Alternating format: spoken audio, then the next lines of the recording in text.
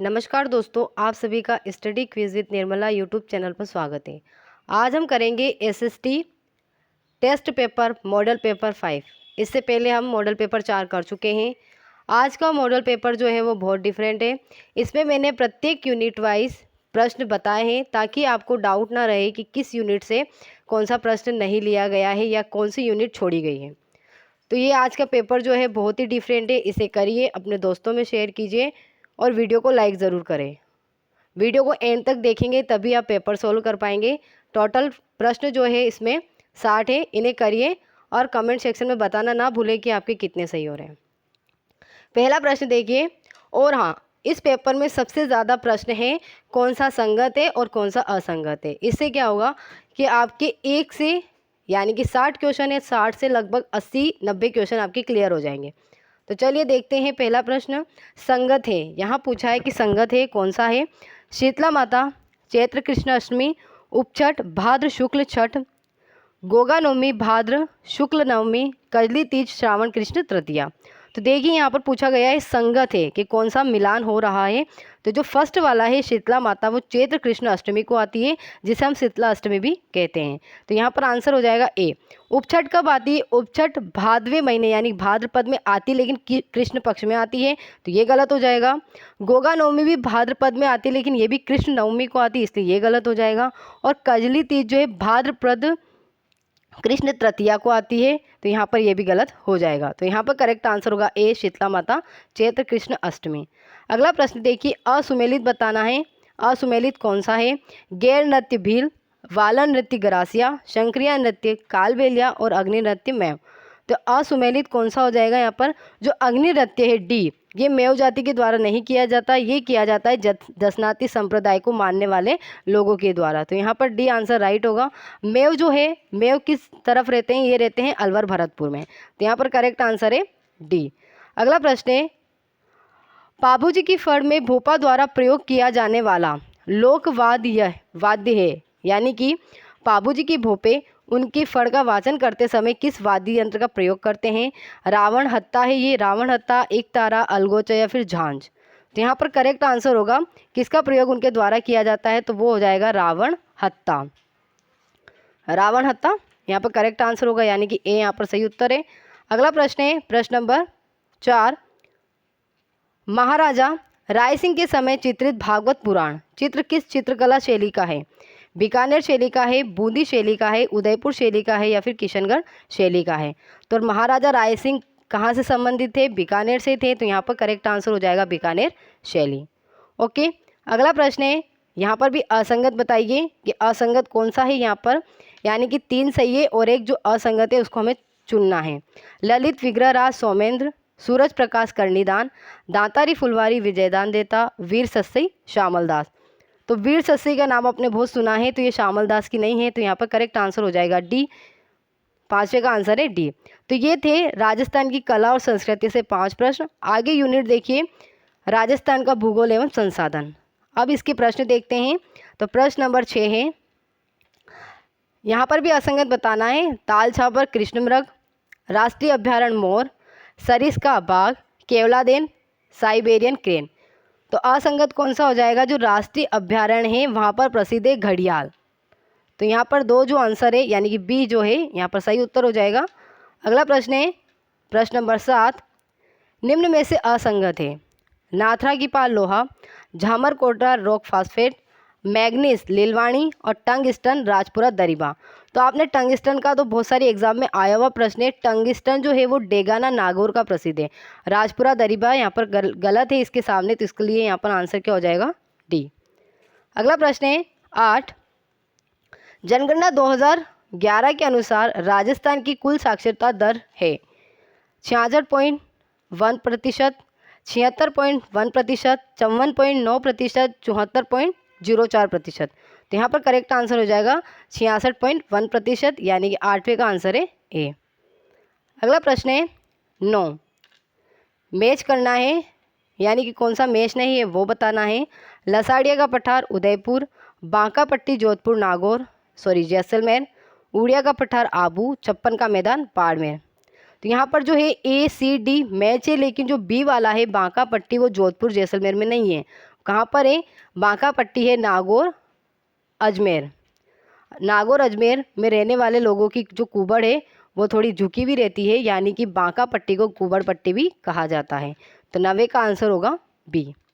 अगला प्रश्न है, असुमेलित है बांकली बांध जालोर, सोम कमला अम्बा प्रतापगढ़, मेजा बांध भीलवाड़ा, पांचना बांध करौली। तो असुमेलित यहाँ पर भी बताना है। तो जो सोम कमला अम्बा परियोजना है ये असुमेलित है, ये प्रतापगढ़ में नहीं है, ये कहाँ पर है? ये है डूंगरपुर में। तो यहाँ पर करेक्ट आंसर हो जाएगा बी। ओके दोस्तों, वीडियो अगर आपको अच्छी लगती है तो आप शेयर कीजिए, वीडियो को लाइक ज़रूर कीजिए और चैनल सब्सक्राइब कीजिए। अब आगे देखिए, हम करेंगे राजस्थान का इतिहास यूनिट। यहाँ पर प्रश्न नंबर 11 है, आश्रित पार्थक्य की नीति के तहत अंग्रेजों से सबसे अंत में संधि करने वाली राजस्थान की रियासत कौन सी थी? सबसे अंत में संधि किसने की थी? अजमेर ने, जैसलमेर ने, सिरोही ने या फिर भरतपुर ने? तो यहाँ पर करेक्ट आंसर हो जाएगा सी, सिरोही के द्वारा की गई थी। अगला प्रश्न है 12, रणथंभौर में चौहान वंश की शुरुआत किसने की? पृथ्वीराज ने, सुंदर राम ने, पृथ्वीराज द्वितीय ने या फिर गोविंद राज ने? तो यहाँ पर करेक्ट आंसर क्या होगा? रणथंभौर में चौहान वंश की स्थापना करने वाले थे गोविंद राज। तो इसलिए करेक्ट आंसर हो जाएगा डी, गोविंद राज, यानी 12 का आंसर है डी। अगला प्रश्न है 13, पुरंदर की संधि किन शासकों के मध्य हुई? शिवाजी व मिर्जा राजा जयसिंह, शिवाजी व शाहजहां, शिवाजी व मानसिंह या फिर मिर्जा राजा जयसिंह व औरंगजेब? पुरंदर की संधि शिवाजी व मिर्जा राजा जयसिंह के मध्य हुई थी। आंसर रहेगा यहाँ पर ए। अगर आ जाता है कि पुरंदर की संधि किस शासक के समय हुई तो तब आंसर होगा औरंगजेब के समय हुई थी ये। तो यहाँ पर करेक्ट आंसर है ए। अगला प्रश्न देखिए, प्रश्न नंबर 14, सवाई जयसिंह ने कहाँ पर सौर वेधशाला का निर्माण नहीं करवाया है? जयपुर, मथुरा, दिल्ली, आगरा? तो कहाँ पर नहीं करवाया? पहले ये देखिए, सवाई जयसिंह ने कितनी वेधशालाओं का निर्माण करवाया था? 5 का। कहाँ पर? जयपुर, मथुरा, दिल्ली, उज्जैन और वाराणसी। कहाँ पर? उज्जैन और वाराणसी। तो यहाँ पर कौन सा करेक्ट हो जाएगा? यानी कि डी यहाँ पर सही उत्तर है, आगरा में उसने निर्माण नहीं करवाया था। ओके, आंसर क्या है यहाँ पर? डी।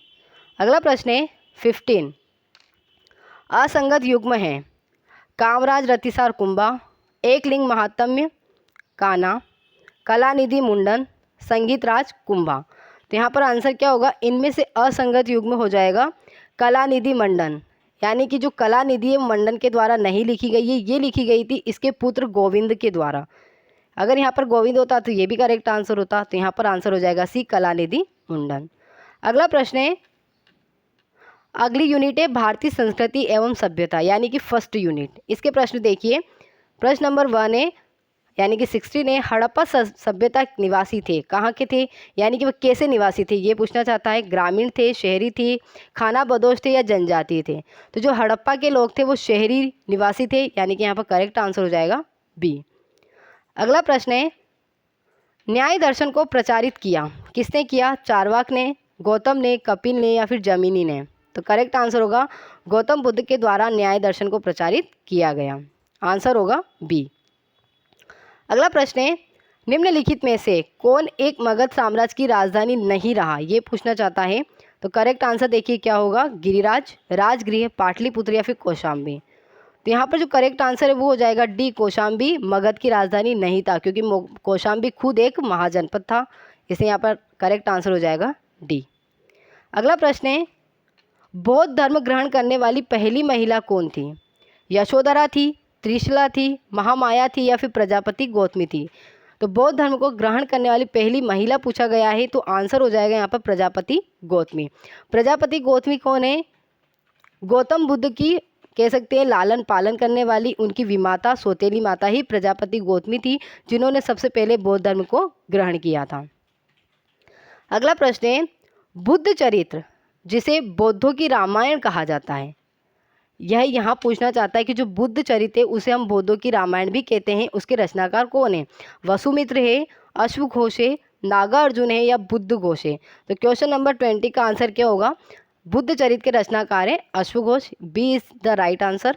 अगला प्रश्न है 21, यूनिट है मौर्य तथा गुप्त साम्राज्य एवं गुप्तोत्तर काल। उसका पहला प्रश्न देखिए, यानी प्रश्न नंबर 21, कौटिल्य जिसे चाणक्य भी कहा जाता था, किसका प्रधानमंत्री था? इसे विष्णुगुप्त भी कहा जाता था। तो ये किसका प्रधानमंत्री था? चंद्रगुप्त द्वितीय का था, चंद्रगुप्त मौर्य का था, अशोक का था या फिर अजातशत्रु का था? तो जो कौटिल्य है वो किसका प्रधानमंत्री रहता है? चंद्रगुप्त मौर्य का। चंद्रगुप्त मौर्य को ही वो शासक बनाता है, इसकी यानी कि कौटिल्य की सहायता से ही चंद्रगुप्त मौर्य किसकी स्थापना करता है? मौर्य वंश की स्थापना करता है। यानी आंसर यहाँ पे करेक्ट हो जाएगा बी।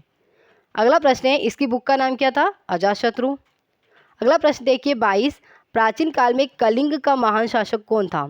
अजातशत्रु था, बिंदुसार था, खारवेल था या फिर मयूर शर्मन था? कलिंग का महान शासक पूछा है तो यहाँ पर करेक्ट आंसर होगा सी, खारवेल, जिसका युद्ध किसके साथ होता है? अशोक के साथ होता है। अगला प्रश्न है, गुप्त वंश का वह राजा कौन था जिसने हुणों को भारत पर आक्रमण करने से रोका था? किसने रोका था? कुमारगुप्त ने, समुद्रगुप्त ने, स्कंदगुप्त ने या फिर चंद्रगुप्त ने? तो किसने रोका था? तो आंसर होगा सी, स्कंदगुप्त के द्वारा हुणों को रोका गया था। कुमारगुप्त प्रथम ने नालंदा विश्वविद्यालय की स्थापना की थी। समुद्रगुप्त को भारत का नेपोलियन कहा जाता है। ओके, तो यहाँ पर राइट आंसर क्या हो जाएगा? सी, स्कंदगुप्त। अगला प्रश्न है, बाल विवाह की प्रथा आरंभ हुई, यानी बाल विवाह की प्रथा किस काल से आरंभ हुई यह पूछना जाता है। मौर्य काल में, कुषाण काल में, गुप्त काल में या फिर हर्षवर्धन काल में? तो यहाँ करेक्ट आंसर क्या होगा? करेक्ट आंसर होगा सी, गुप्त काल में बाल विवाह प्रथा आरंभ हुई थी। अगला प्रश्न है 25, निम्नलिखित अंग्रेजों में से कौन था जिसने सर्वप्रथम भगवत गीता का अंग्रेजी में अनुवाद किया? उस अंग्रेज अधिकारी का नाम बताना है या उस अंग्रेज का नाम बताना है जिसने भगवत गीता का अंग्रेजी में अनुवाद किया है। William Jones, Charles Wilkins, Cunningham या जॉन मार्शल? तो यहाँ पर करेक्ट आंसर होगा बी, चार्ल्स विल्किंस के द्वारा भगवत गीता का सबसे पहले अंग्रेजी में अनुवाद किया गया। अगली यूनिट देखिए, अगली यूनिट है मध्यकाल एवं आधुनिक काल। प्रश्न देखिए 26, वह सूफी संत था, यानी कौन था जो यह मानता था कि भक्ति संगीत ईश्वर के निकट पहुंचने का मार्ग है? भक्ति संगीत ईश्वर के निकट पहुंचने का मार्ग है, यह किसने माना है? मोहिनुद्दीन चिश्ती ने, बाबा फरीद ने, सैयद मोहम्मद ने या शाह आलम ने? तो ये मत मानने वाले थे मोहिनुद्दीन चिश्ती। करेक्ट आंसर हो जाएगा ए।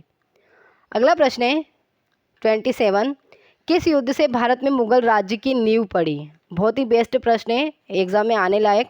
तो यहाँ पर पूछा गया भारत में मुगल राज्य की स्थापना किस युद्ध के द्वारा पड़ी?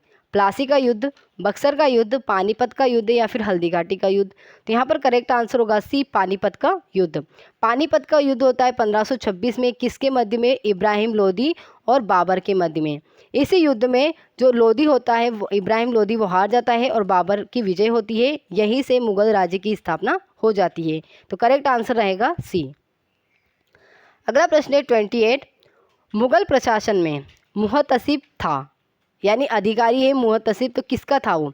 सेना अधिकारी, विदेश विभाग का अधिकारी, लोक आचरण अधिकारी या पत्र व्यवहार विभाग अधिकारी? तो यहाँ पर करेक्ट आंसर रहेगा सी, लोक आचरण अधिकारी को मुहतसिब कहा जाता था। अगला प्रश्न है 29, शेर शाह के बचपन का नाम था फरीद, हसन, हुसैन खां या बहार खां? तो करेक्ट आंसर होगा शेर शाह के बचपन का नाम था फरीद। अगला प्रश्न है 30, ब्रिटिश सरकार ने भारत में स्थायी बंदोबस्त कब लागू किया? 1753, 1793, 1762 या 1803? तो यहाँ पर जो करेक्ट आंसर रहेगा वो रहेगा बी, 1793 में स्थायी बंदोबस्त लागू किया। और किसके द्वारा किया गया ये भी याद होना चाहिए, तो ये आंसर रहेगा कार्नवालिस के द्वारा स्थायी बंदोबस्त 1793 में लागू किया गया।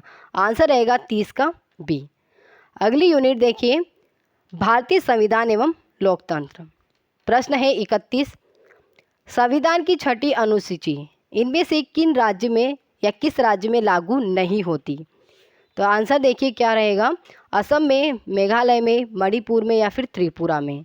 तो यहाँ पर करेक्ट आंसर रहेगा सी, मणिपुर में छठी अनुसूची लागू नहीं होती है। ये 4 राज्यों में लागू होती है, असम, मेघालय, त्रिपुरा और एक और है मिजोरम। इन 4 राज्यों में छठी अनुसूची लागू होती है लेकिन मणिपुर में नहीं होती है। तो 31 का आंसर रहेगा सी। अगला प्रश्न है 32, कौन से अनुच्छेद के अंतर्गत भारत का सर्वोच्च न्यायालय नागरिकों के मौलिक अधिकारों की रक्षा करता है? किस अनुच्छेद के तहत? अनुच्छेद 61, अनुच्छेद 40, अनुच्छेद 17 या फिर अनुच्छेद 32? तो यहाँ पर करेक्ट आंसर होगा डी, अनुच्छेद 32, यानी 32 का आंसर डी रहेगा। अगला प्रश्न है, संपत्ति के अधिकार को मौलिक अधिकार की श्रेणी से हटाकर किस अनुच्छेद के अंतर्गत रखा गया है? किस अनुच्छेद के अंतर्गत रखा है? 32 के अंतर्गत, अनुच्छेद 301 के अंतर्गत, अनुच्छेद 300 क के अंतर्गत या फिर अनुच्छेद 300 आई के अंतर्गत या ए के अंतर्गत? तो यहाँ पे करेक्ट आंसर क्या होगा? संपत्ति के अधिकार को मौलिक अधिकार से हटाया गया और किस में रखा गया? तो ये आंसर होगा सी, अनुच्छेद 300 क के अंतर्गत रखा गया। अगला प्रश्न है, संविधान का कौन सा अंश भारत के नागरिकों को आर्थिक न्याय प्रदान करने को कहता है या करता है? राज्य के नीति निर्देशक तत्व, मौलिक अधिकार, मूल कर्तव्य या नागरिकता? तो 34 का जो आंसर रहेगा वो रहेगा ए, राज्य के नीति निर्देशक तत्व। अगला प्रश्न है 35, भारत में प्रत्येक नागरिकों का कर्तव्य होगा प्राकृतिक पर्यावरण का संरक्षण एवं सुधार। उपरोक्त कथन भारतीय संविधान के किस अनुच्छेद में संदर्भित है या उल्लेखित है? कथन फिर से देख लीजिए, भारत में प्रत्येक नागरिकों का कर्तव्य होगा प्राकृतिक पर्यावरण का संरक्षण एवं सुधार, ये किस में वर्णित है? अनुच्छेद 21 में, अनुच्छेद 48 ए में, अनुच्छेद 51 ए में या फिर अनुच्छेद 56 में? तो यहाँ पर जो करेक्ट आंसर होगा वो होगा अनुच्छेद 48 ए में ऊपर उल्लेखित वाक्य या कथन उल्लेखित है। तो यहाँ पर करेक्ट आंसर है 35 का बी। अगली यूनिट है सरकार का गठन एवं कार्य। पहला प्रश्न है, संसद के 2 सत्रों के बीच अधिकतम कितना अंतराल दिया जा सकता है? कितना अंतराल दिया जा सकता है ये पूछ रहा है। 1 महीना, 3 महीना, 6 महीना या फिर 12 महीना? तो यहाँ पर करेक्ट आंसर होगा 6 महीने का अंतराल दिया जा सकता है। अगला प्रश्न है 37, राष्ट्रपति संविधान की किस अनुच्छेद के तहत भारत के मुख्य न्यायाधीश के समक्ष शपथ ग्रहण करता है? अनुच्छेद 58, अनुच्छेद 60, अनुच्छेद 61 या अनुच्छेद 70? तो किस अनुच्छेद के तहत भारत के मुख्य न्यायाधीश के समक्ष राष्ट्रपति समक्ष कह सकते हैं शपथ ग्रहण करता है? तो 37 का जो आंसर होगा वो हो जाएगा अनुच्छेद 60, यानी बी का आंसर है 60। अगला प्रश्न है, सॉरी बी आंसर रहेगा यहाँ पर। राज्यसभा, एक शब्द दे दिया गया है राज्यसभा, अब बताना है भंग नहीं हो सकती है, सर्वोच्च न्यायालय की सलाह पर भंग हो सकती है, मंत्री परिषद की सलाह पर राष्ट्रपति द्वारा भंग की जा सकती है या फिर कोई नहीं? तो यहाँ पर जो करेक्ट आंसर रहेगा वो रहेगा राज्यसभा भंग नहीं हो सकती है, ए यहाँ पर सही उत्तर है। अगला प्रश्न है 39, योजना आयोग का अध्यक्ष होता है, कौन होगा? प्रधानमंत्री, राष्ट्रपति, उपराष्ट्रपति या गृह मंत्री? तो योजना आयोग का जो अध्यक्ष होता है वो होता है प्रधानमंत्री। योजना आयोग की स्थापना हुई थी 1950 में। इसका नाम परिवर्तित कर नीति आयोग कर दिया गया। नीति आयोग कब? 2015 में। ओके, यानी 1950 में इसकी स्थापना होती है, नाम परिवर्तन होता है 2015 में और इसका अध्यक्ष होता है प्रधानमंत्री। तो यहाँ पर सही उत्तर हो जाएगा ए। अगला प्रश्न है, निम्नलिखित में से कौन सा एक प्रस्ताव भारत में मंत्रिपरिषद रख सकती है? अविश्वास प्रस्ताव, भर्त्सना प्रस्ताव, स्थगन प्रस्ताव या विश्वास प्रस्ताव? तो कौन सा प्रस्ताव मंत्रिपरिषद रख सकती है? क्वेश्चन नंबर 40 का आंसर होगा विश्वास प्रस्ताव, डी यहाँ पर सही उत्तर रहेगा। अगला प्रश्न है, यानी कि अगली यूनिट है पृथ्वी एवं हमारा पर्यावरण। इसका प्रश्न देखिए, प्रश्न नंबर 41, सूर्य की परिक्रमा के दौरान पृथ्वी सूर्य से अधिकतम दूरी पर किस महीने में होती है? किस महीने में सबसे दूरी पर रहती है? मार्च, जुलाई, सितंबर या अक्टूबर? तो यहाँ पर जो करेक्ट आंसर रहेगा वो रहेगा जुलाई। अधिकतम दूरी पर रहती है किस महीने में? तो जुलाई। अगर वो पास में पूछता है कि अधिकतम पास में कब रहती है, तब आंसर रहेगा जनवरी। यहाँ पर दूरी पूछा गया है तो आंसर रहेगा बी, जुलाई। अगला प्रश्न है, ग्रह क्या है? ऐसे अप्रकाशमान पिंड जो टिमटिमाते हैं, ऐसे प्रकाशमान पिंड जो टिमटिमाते हैं, ऐसे प्रकाशमान पिंड जो टिमटिमाते नहीं हैं। क्या? ऐसे अप्रकाशमान पिंड जो टिमटिमाते नहीं हैं। तो ग्रह क्या है? ऐसे अप्रकाशमान पिंड जो टिमटिमाते नहीं हैं, डी यहाँ पर करेक्ट आंसर है। अगला प्रश्न है 43, दो देशांतर रेखाओं के बीच की दूरी निम्न में से किस नाम से जानी जाती है? बेल्ट, गोरे, काले या समय पेटी? तो करेक्ट आंसर होगा दो देशांतर रेखाओं के बीच की दूरी जानी जाती है गोरे के नाम से, बी यहाँ पर सही उत्तर है। देशांतर क्या होता है? देशांतर आपको पता है ये देशांतर है। इनके बीच की जो दूरी होती है उसे गोरे कहते हैं या उसके नाम को गोरे जाना जाता है। 4 मिनट का अंतर होता है इनमें। ओके, तो यहाँ पर करेक्ट आंसर है बी, गोरे। अगला प्रश्न है 43। किस जलवायु में वर्षा की अपेक्षा वाष्पीकरण अधिक है? शुष्क जलवायु, ध्रुवीय जलवायु, शीतोष्ण जलवायु या फिर पर्वतीय जलवायु? तो 44 का आंसर हो जाएगा ए, शुष्क जलवायु में वर्षा की अपेक्षा वाष्पीकरण अधिक रहता है। ए यहाँ पर सही उत्तर है। अगला प्रश्न है 45। चक्रवात और प्रति चक्रवातों का पालना किसे कहते हैं? वातार्ग को, वायु राशियों को, विक्षोभ को या फिर हरिकेन को?